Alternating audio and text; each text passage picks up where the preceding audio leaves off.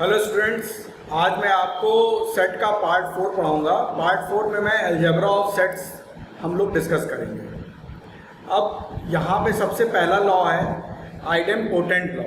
Idempotent law ये कहता है अगर हम ए सेट का यूनियन करें खुद ए सेट के साथ तो हमको ए सेट ही मिलेगा, और अगर हम ए का इंटरसेक्शन करें ए के साथ तो भी हमको ए सेट ही मिलेगा।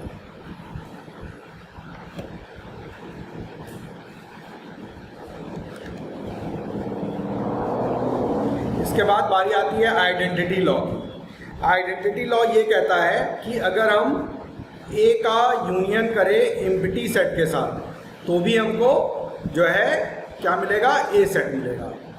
अगर हम ए सेट का इंटरसेक्शन करें यूनिवर्सल सेट के साथ, अब ये जो साइन हमने बनाया हुआ है ये यूनिवर्सल सेट का साइन है।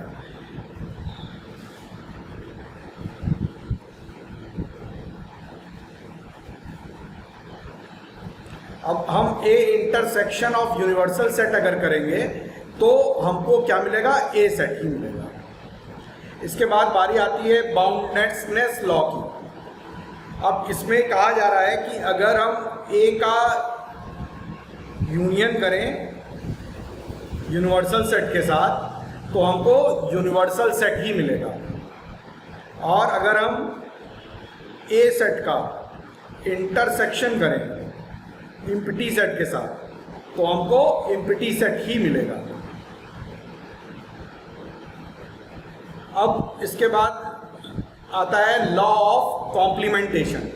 अब लॉ ऑफ कॉम्प्लीमेंटेशन में अगर हम यूनिवर्सल सेट का कॉम्प्लीमेंट निकालेंगे तो हमको एक एम्प्टी सेट मिलेगा। अगर हम एम्प्टी सेट का कॉम्प्लीमेंट करेंगे तो हमको यूनिवर्सल सेट मिल जाएगा, और अगर हम ए एक सेट है उसका कॉम्प्लीमेंट का कॉम्प्लीमेंट निकालें, यानी कि ए सेट के कॉम्प्लीमेंट का कॉम्प्लीमेंट निकालें तो हमको दोबारा ए सेट मिल जाएगा। इसके बाद अगर हम ए सेट का यूनियन करें ए के कॉम्प्लीमेंट के साथ तो हमको यूनिवर्सल सेट मिल जाएगा, और अगर हम ए का इंटरसेक्शन करें ए के कॉम्प्लीमेंट के साथ तो हमको एम्प्टी सेट मिल जाएगा। अब इसके बाद बारी आती है कम्यूटेटिव लॉ। अब कम्यूटेटिव लॉ में ये कहा जा रहा है अगर हम ए का यूनियन करें बी के साथ तो वो बराबर होगा बी के यूनियन ए के साथ, और अगर हम ए का इंटरसेक्शन करें बी के साथ तो ये भी बराबर होगा बी के इंटरसेक्शन ए के साथ।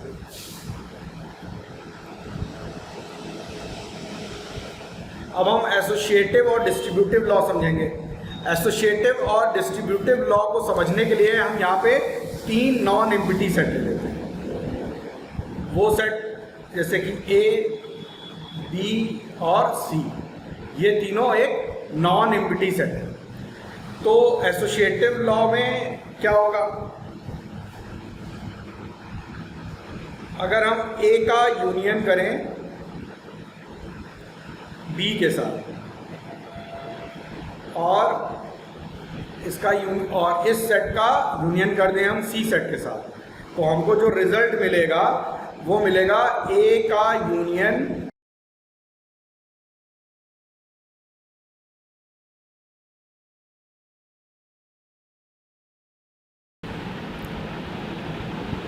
बी यूनियन सी मिल जाएगा।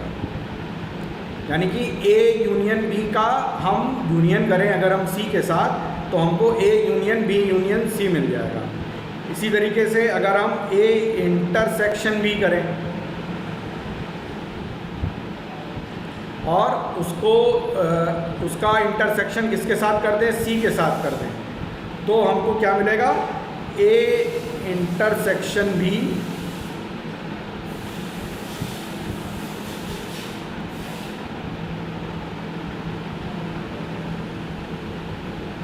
यहाँ में मिल जाएगा ए इंटरसेक्शन बी इंटरसेक्शन सी।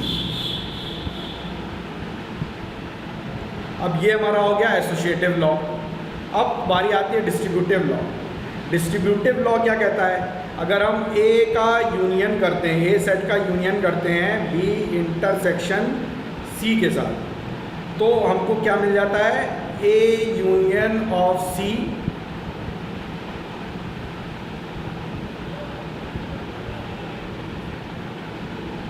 का intersection A union of B के साथ। और अगर हम ए का इंटरसेक्शन करें बी यूनियन सी के साथ, तो हमको मिल जाता है ए इंटरसेक्शन सी का यूनियन ए इंटरसेक्शन बी के साथ।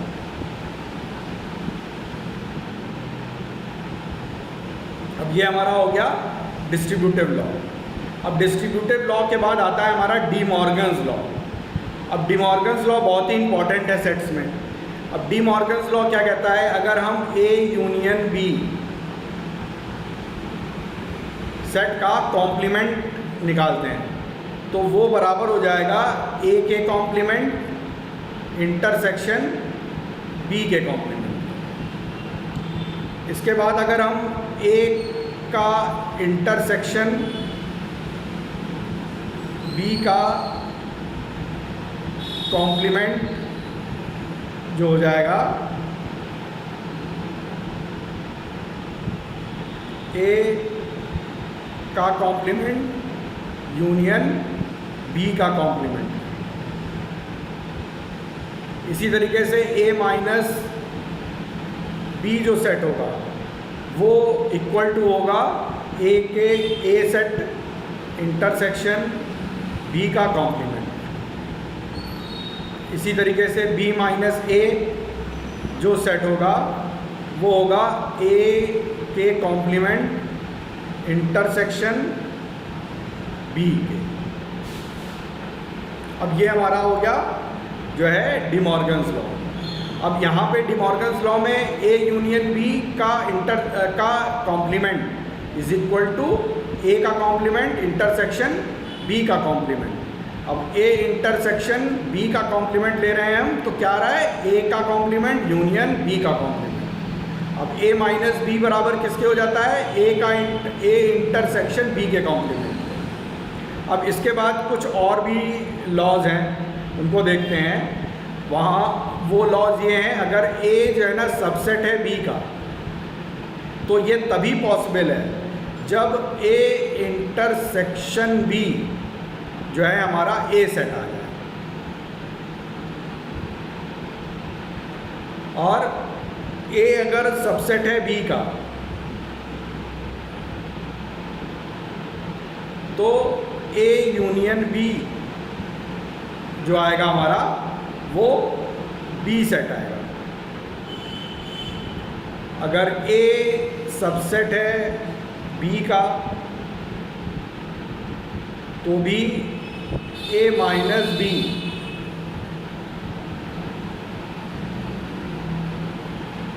जो है हमारा एम्प्टी सेट होगा।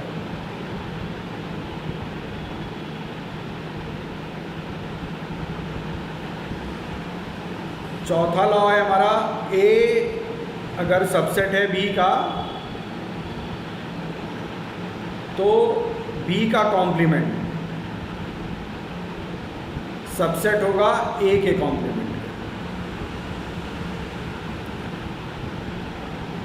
अब ये सारे लॉज जो है जब हम वर्ड प्रॉब्लम्स करते हैं अलजेब्रा के सेट्स के, अलजेब्रा ऑफ सेट्स के वर्ड्स प्रॉब्लम जब हम करते हैं, तो ये सारे लॉज को हम फॉलो करेंगे, तो हमारे प्रॉब्लम्स जो है, जो वर्ड प्रॉब्लम्स हैं, वो बहुत ही जल्दी जो है सॉल्व हो जाएंगे।